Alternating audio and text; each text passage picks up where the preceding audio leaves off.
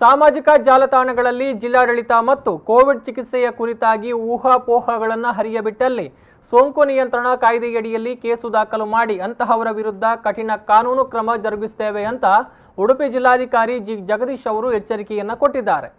ಉಡುಪಿ ಜಿಲ್ಲಾಡಳಿತ ಕೋವಿಡ್ ರೋಗಿಗಳ ಚಿಕಿತ್ಸೆಗೆ ಸುಮಾರು 3.5 ಲಕ್ಷ ರೂಪಾಯಿ ಪಡಿತಾ ಇದೆ ಅಂತ ಸಾಮಾಜಿಕ ಜಾಲತಾಣಗಳಲ್ಲೇ ಪೋಸ್ಟ್ ಮಾಡಿರೋದರ ವಿರುದ್ಧ ಗುಡುಗಿರುವಂತಹ ಜಿಲ್ಲಾಧಿಕಾರಿಗಳು ಜಿಲ್ಲಾಡಳಿತಕ್ಕೆ ಒಂದೇ ₹1 ಚಿಕಿತ್ಸೆಗಾಗಿ ಬರ್ತಾ ಇಲ್ಲ.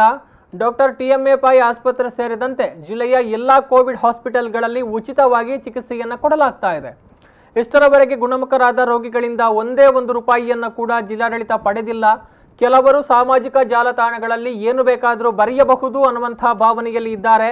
ಇದನ್ನು ಮುಂದುವರೆಸಿದ್ರೆ ಅಂತಹವರ ವಿರುದ್ಧ ಕಠಿಣ ಕ್ರಮವನ್ನು ಜರುಗಿಸಲಾಗುತ್ತೆ. ಇವರಿಗೆ ಜಿಲ್ಲೆಯಲ್ಲಿ 947 ಮಂದಿಗೆ ಪಾಸಿಟಿವ್ ಬಂದಿದೆ. ಇವರಿಂದ ಯಾವುದೇ ಹಣವನ್ನು ಪಡೆದಿಲ್ಲ. ಡಾಕ್ಟರ್ ಟಿಎಂಎ ಪೈ ಹಾಸ್ಪಿಟಲ್ನಲ್ಲಿ ಕೂಡ ಉಚಿತ ಚಿಕಿತ್ಸೆಯನ್ನು ನೀಡಲಾಗ್ತಾ ಇದೆ. ಇಂತಹ ಸಂಸ್ಥೆಗಳ ಹೆಸರನ್ನು ತೆಗೆಯುವ ಮುನ್ನ ಎಚ್ಚರಿಕೆಯನ್ನು ವಹಿಸಬೇಕು ಅಂತ ಡಿಸಿ ಗುಡುಗಿದ್ದಾರೆ. ಒಂದಿಷ್ಟು ಜನ ಸೋಷಿಯಲ್ ಮೀಡಿಯಾದಲ್ಲಿ ಏನ್ ಬೇಕಾದ್ರೂ ಬರೀಬಹುದು ಅಂತ ಅನ್ಕೊಂಡಿದ್ದಾರೆ. ಆದ್ರೆ ಅದು ಅವ್ರ ಮನಸ್ಸಿಗೆ ಬಂದಂಗೆಲ್ಲ ಬರ್ಲಿಕ್ಕೆ ಆಗೋದಿಲ್ಲ. ತುಂಬಾ ಜನ ಈ ತರದ್ದು ಅವ್ರಿಗೇನು ಒಂದು ರೂಲ್ಸ್ ರೆಗ್ಯುಲೇಷನ್ ಇಲ್ಲ, ಹೇಗ್ ಬೇಕಾದ್ರೂ ಬರೀಬಹುದು, ಮನಸ್ಸಿಗೆ ಬಂದಿದ್ದು ಬರೀಬಹುದು ಅಂತ. ಇದು ತಪ್ಪು ಅಭಿಪ್ರಾಯ.